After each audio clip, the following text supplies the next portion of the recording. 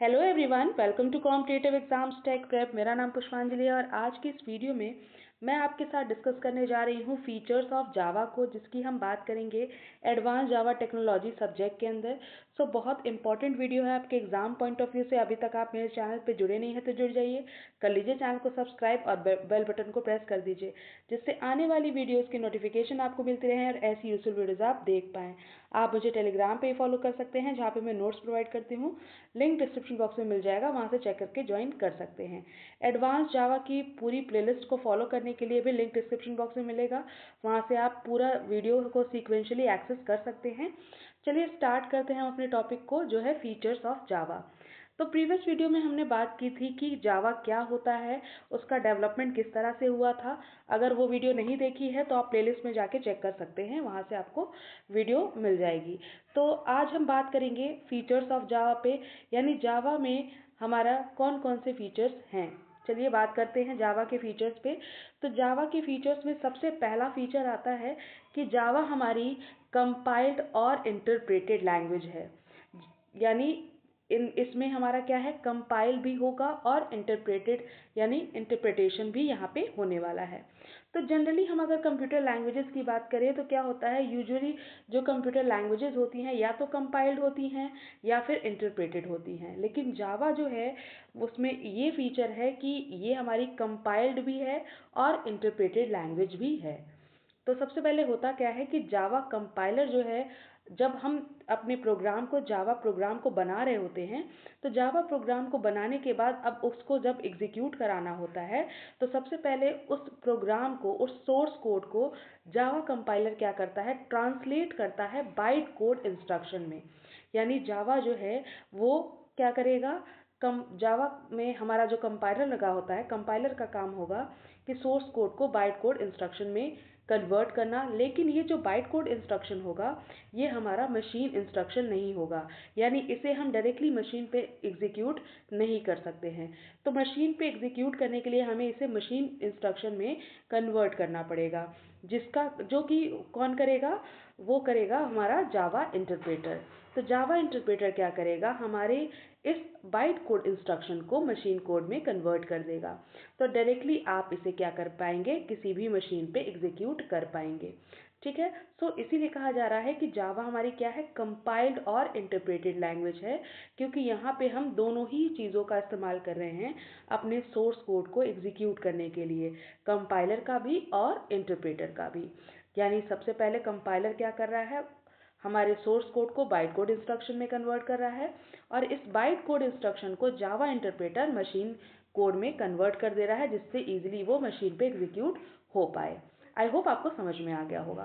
Second feature जो हम बात करें तो सेकेंड फीचर है प्लेटफॉर्म इंडिपेंडेंट एंड पोर्टेबल। तो हमारी जो जावा लैंग्वेज है उसमें पोर्टेबिलिटी बहुत ही इंपॉर्टेंट फीचर होता है। किसी भी जावा प्रोग्राम को आप इजीली एक कंप्यूटर से दूसरे कंप्यूटर पे मूव कर सकते हैं।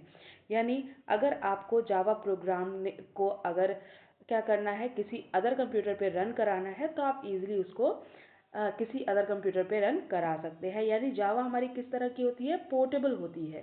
ठीक है। और प्लेटफॉर्म इंडिपेंडेंट भी होती है। Platform independent in the sense कि जावा कंपाइलर जब हमारे जावा कोड को बाइट कोड इंस्ट्रक्शन में कन्वर्ट कर देगा तो आप उसे किसी भी मशीन पे इम्प्लीमेंट कर सकते हैं। यानी ये हमारे किसी प्लेटफॉर्म पे डिपेंड नहीं करती है, ये हमारी प्लेटफॉर्म इंडिपेंडेंट लैंग्वेज है, जावा लैंग्वेज। ठीक है। तो अगर हम पोर्टेबिलिटी को इंश्योर करें तो पोर्टेबिलिटी इंश्योर हमारी दो तरीके से होती है। पहला तो जावा कंपाइलर हमारे बाइट कोड इंस्ट्रक्शन को जनरेट कर दिया, अब इस बाइट कोड इंस्ट्रक्शन आप किसी मशीन पे इम्प्लीमेंट करा सकते हैं। सेकेंडली, जो हमारे जावा के अंदर डेटा टाइप होता है वो भी हमारा किसी मशीन पे डिपेंड नहीं करता है, ये भी हमारा क्या होता है, मशीन इंडिपेंडेंट होता है, जो भी हम प्रिमिटिव डेटा टाइप इस्तेमाल करते हैं। ठीक है। थर्ड फीचर पे आ जाते हैं। तो जावा में हमारा जो थर्ड फीचर होता है वो होता है ऑब्जेक्ट ओरिएंटेड का। यानी जो जावा लैंग्वेज है वो हमारी ऑब्जेक्ट ओरिएंटेड है। यानी जावा के अंदर हम कहें तो जावा एक ट्रूली ऑब्जेक्ट ओरिएंटेड लैंग्वेज है। यानी ऑलमोस्ट सब कुछ हमारा जावा के अंदर एक ऑब्जेक्ट है। हम यानी हम प्रोग्राम में अपने जावा प्रोग्राम में कोड लिख रहे होते हैं, जो भी डेटा हम उसमें यूज़ कर रहे होते हैं, वो सब हमारी ऑब्जेक्ट्स और क्लासेस से मिलकर बनी होती हैं। ठीक है, इसलिए हम कहते हैं कि जावा हमारी कैसी लैंग्वेज है, ऑब्जेक्ट ओरिएंटेड लैंग्वेज है, क्योंकि यहाँ पे हम ऑब्जेक्ट और क्लासेस की ही बात करते हैं। ठीक है, नेक्स्ट बात करें रोबस्ट एंड सिक्योर। तो next feature is robust and secure. Java language हमारी कैसी लैंग्वेज है, रोबस्ट लैंग्वेज है, यानी एक स्ट्रॉन्ग लैंग्वेज है। ये हमारे कोड को रिलायबल बनाती है, सेफ बनाती है।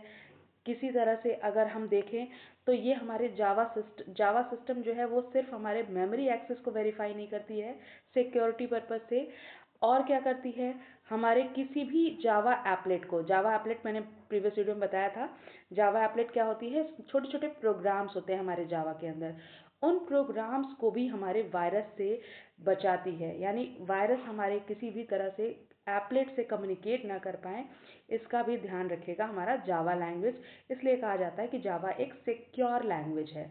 ठीक है, तो रोबस्ट और सिक्योर जो है, रोबस्टनेस और सिक्योरिटी प्रोवाइड करता है जावा लैंग्वेज। नेक्स्ट बात करें तो नेक्स्ट फीचर है हमारा डिस्ट्रीब्यूटेड। यानी जावा हमारी डिज़ाइन की गई है एज अ डिस्ट्रीब्यूटेड लैंग्वेज, यानी आप नेटवर्क पे किसी भी एप्लीकेशन को ईजिली क्रिएट कर सकते हैं, उसे यूज़ कर सकते हैं। तो जावा हमारी कैसी है, डिज़ाइन की गई है as a distributed language design की गई है। इजीली आप नेटवर्क पे क्या कर सकते हैं, कोई भी एप्लीकेशन क्रिएट कर सकते हैं। नेक्स्ट फीचर है सिंपल, स्मॉल एंड फैमिलियर। क्योंकि हमारी जो जावा लैंग्वेज है वो बहुत ही ईजी है, कोई भी आसानी से हमारी जावा लैंग्वेज को सीख सकता है। इसके सिंटेक्स बहुत ही सिंपल है, क्लीन है, आसानी से समझ सकते हैं हम जावा के कोड को। ठीक है, नेक्स्ट है multi threaded and interactive. Multi threaded यानी जावा जो है हमारे मल्टी थ्रेडेड प्रोग्राम्स को सपोर्ट करता है।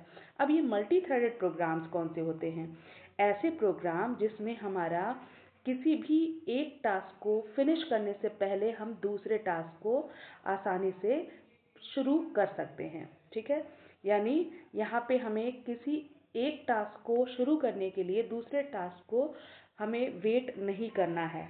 यानी अगर मान लीजिए एक टास्क पहले से चल रहा है तो वहाँ पे उस टास्क के पूरे होने तक हमें वेट नहीं करना पड़ेगा, हम आसानी से पैरेलली दूसरा टास्क शुरू कर सकते हैं। ठीक है, तो ये हमारा जो होता है वो हमारा फीचर होता है मल्टी थ्रेडेड का। तो जावा जो है मल्टी थ्रेडेड प्रोग्राम्स को सपोर्ट करता है। Java run time comes with tool that support multi process synchronization, यानी यहाँ पे मल्टी प्रोसेस सिंक्रोनाइजेशन को भी सपोर्ट करता है।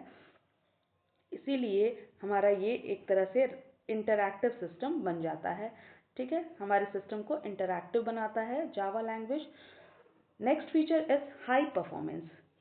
तो हाई परफॉर्मेंस का मतलब क्या है, जावा परफॉर्मेंस जो है वो बहुत ही अच्छी है, यानी जावा की जो परफॉर्मेंस है वो बहुत ही अच्छी है, क्योंकि यहाँ पे हम इंटरप्रेटेड लैंग्वेज का इस्तेमाल कर रहे हैं, है ना। तो इंटरप्रेटेड लैंग्वेज है, यानी यहाँ पे इंटरमीडिएट बाइट कोड हम जनरेट कर रहे हैं, इस वजह से हमारी जो जावा की लैंग्वेज की परफॉर्मेंस है वो हाई हो जाती है। नेक्स्ट है डायनेमिक एंड एक्सटेंसिबल। जावा एक डायनेमिक लैंग्वेज है, क्योंकि यहाँ पे हम क्लास लाइब्रेरीज को, मेथड्स को, ऑब्जेक्ट्स को डायनेमिकली लिंक कर सकते हैं। ठीक है, इस वजह से इसे कहते हैं डायनेमिक लैंग्वेज। आई होप आपको समझ में आ गया होगा। तो ये कुछ फीचर्स हैं जो हमारे जावा के अंदर हमें देखने को मिलते हैं। आई होप आपको समझ में आया होगा। नेक्स्ट टॉपिक हम जल्द ही डिस्कस करेंगे। अगर वीडियो पसंद आई है तो लाइक कर दीजिएगा, अपने फ्रेंड्स के साथ ज़्यादा से ज़्यादा इस वीडियो को शेयर करिएगा। चैनल पर जुड़े नहीं हैं तो जुड़ जाइएगा। Thank you for watching.